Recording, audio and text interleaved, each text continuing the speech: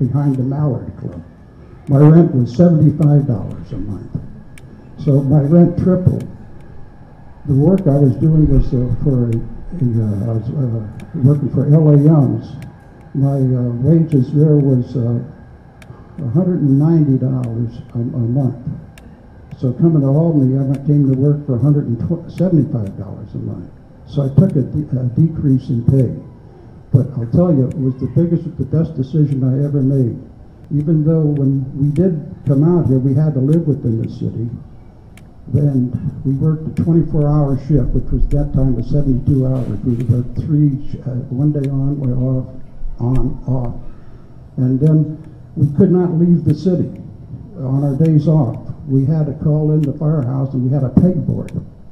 So if I wanted to visit my mother in Oakland, I would call up the firehouse and tell them, this is Ray, pull my peg, I'll be back in a couple hours. Then we would come back. But one thing about the fire department is getting off the housing. It was, living in the city was one of the things that made the camaraderie then of Albany Fire Department. We worked together, and then also on the off shift, we worked together.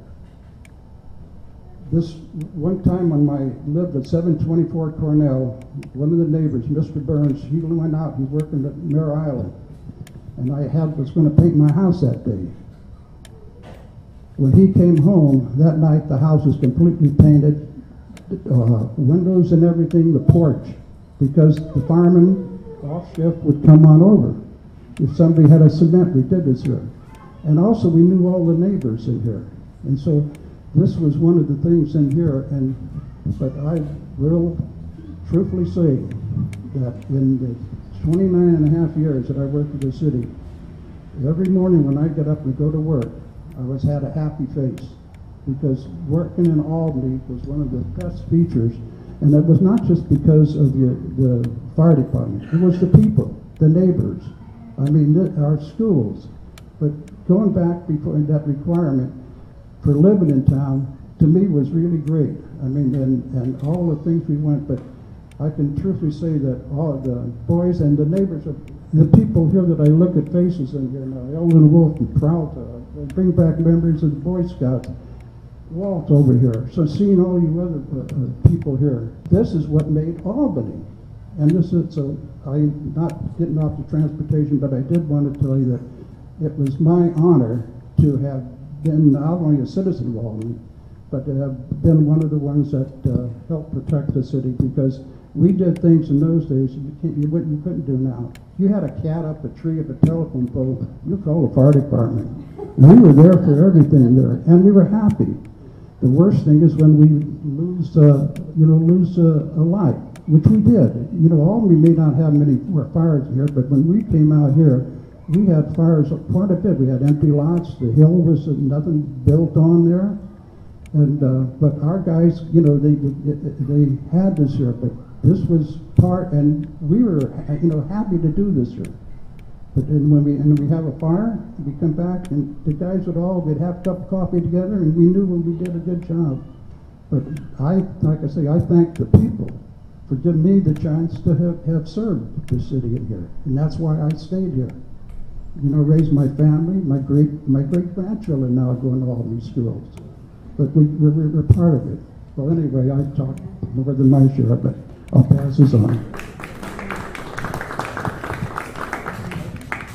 Well, I guess I'm a latecomer. I came back from the Philippines during World War II, and I came back in 1946, and by January of 1947, my wife and I were expecting a baby. It just happened that way, you know.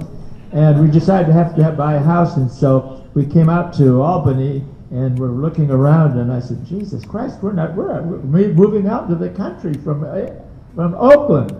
Well, the house was $8,750, and that included some of the furniture.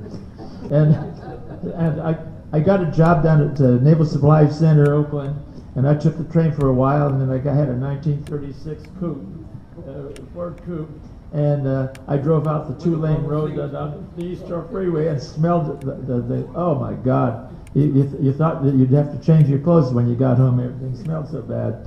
But anyway, it was a challenge every day, because as I drove out that freeway, I could look over in San Francisco. It wasn't a freeway, it was a two-lane road. Look over in San Francisco, and the sun always came up, the lights were shining back toward Albany, and it was like being in heaven. And the one thing I'll say about Albany, and you said it very clearly too, that it was like having extended family here. We'd sit on the front steps of Marge Keck's house and watch the parades that would go by on 4th of July. And there were so many things that we shared back and forth in Boy Scouts, Girl Scouts, Marin School, Cornell School, you just name it. We had everything here, and you could walk everywhere. If you wanted to walk, some of us did walk, you know, some of us it was no skateboards in. Anyway, so it was, Albany was really a place to live in. Now that I've been here since 1947, and I think my wives are gone and that type of thing, I'm living by myself, and I think, where do I want to move to? There's no place I want to move to. I still stay here. Albany still has the same flavor going, and there's so many faces that we recognize every day. Even in going into a Safeway store, you're going to run into somebody you know. Be happy.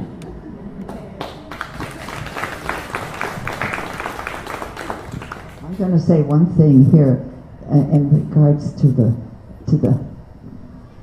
fire department. When we were kids in Berkeley, there was often, are you hearing me? There was, there was often something loud like a horn, and the kids would say there's a fire in Albany. Am I right? Yes.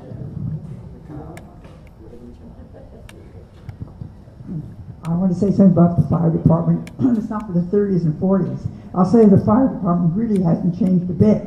And I want to say that I've recently, unfortunately, had several contacts with the fire department, and they've always been wonderful. When I had my knees replaced for titanium, they came over and got me up my stairs, and I have 63 stairs up to the house, and then I have 17 more up to the first bathroom, the only bathroom. And they just took me up each time. And when I fell down my stairs, they do the same thing. So they haven't changed a bit. If you need something, you call, oh, I had a eucalyptus tree fall over onto my steps, and I couldn't get down my steps. I call the fire department. They come up, they take away the eucalyptus. I can't say enough about the fire department. I adore them.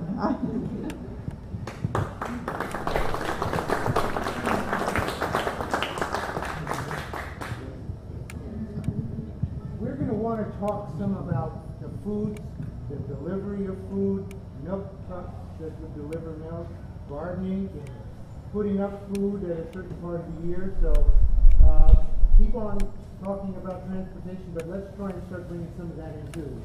I want to talk about food.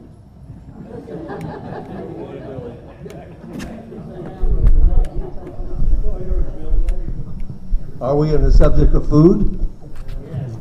All right. We'll go back many years to a great ordinance that I was involved with. Ruth, the goat ordinance. We could put goats on the Albany Hill to heat it up, and then we could eat the goats.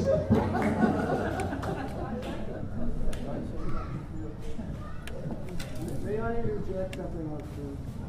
Can I have the mic for a second? Sure. Okay, thank you. Thank you very much. Can everybody hear me? Is this coming through? Okay. Young people, where is Safeway? Now, we're that way. Okay, fine. How many Safeways are there on Solano? Good, you all get A's. At one time, when I was but a lad, there were 2 Safeways on Albany. Both of them were small. Both of them had wooden floors, which some of you may remember.